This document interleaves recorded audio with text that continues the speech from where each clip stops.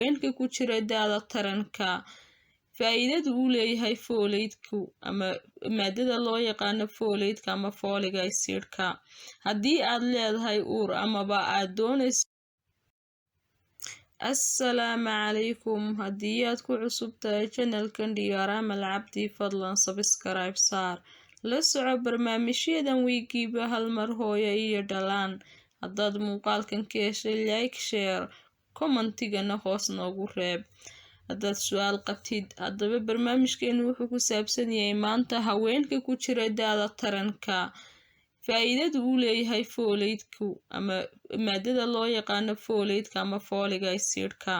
Haddii aad leedahay uur amaba aad doonayso inaad qaaddo uur, waa inaad qaadato maadada loo yaqaano folic acid-ka.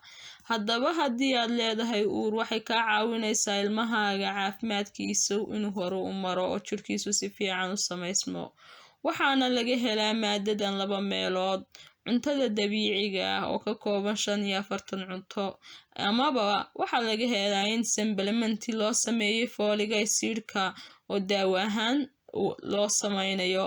Haddaba jirkaagu wuxuu u baahan yahay folic acid ku filan si uu kaaga caawiyo in la soo saaro unugyo cusub sida unugyada maskaxda ama unugyada dhiigga cas ama DNA iyo RNA hiddo-sidayaasha.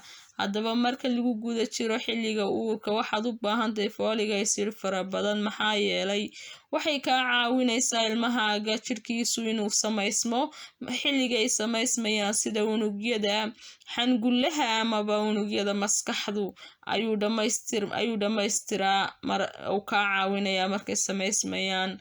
Waxay kale uu kaa caawinayaa tuumbada loo yaqaano fallopian tube-ka ee ovary-ga kasoo qaada ugxaanta inay si toosa u soo dayso ugxaanta. Taasina waxay kaa caawinaysaa inaad si fudud uur u qaaddo.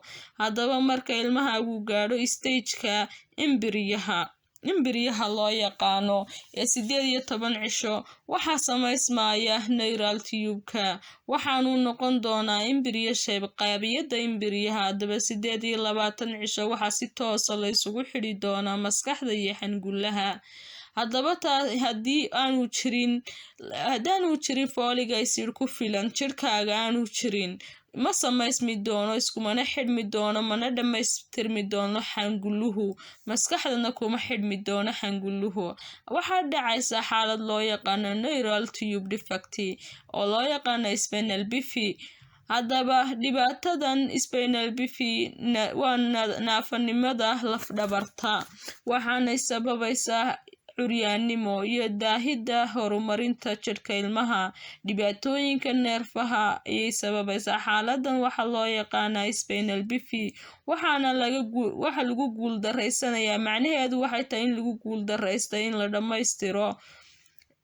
dhammaystiro samaysanka laf-dhabarta ama xangulaha, ama in la isku xidho maskaxda iyo xangulaha.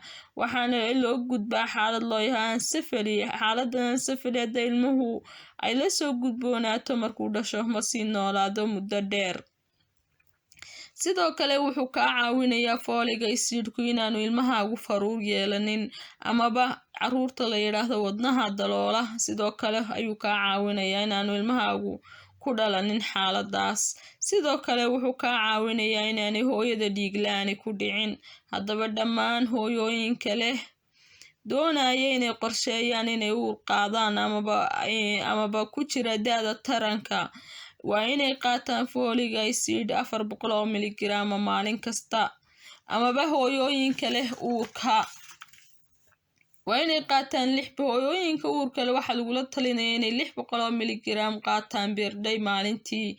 Haddaba folic acid-ku waa maadada sida degdega ah looga nuugo jidhka, raashinka looga absorption gareeyo looga nuugo. Waxaan kula talinaynaa dhammaan hooyooyinkan inay qaataan folic acid-ka. Sababtuna waxa weeyaan folic acid-ku faa'iidooyin badan ayuu hooyooyinka u leeyahay.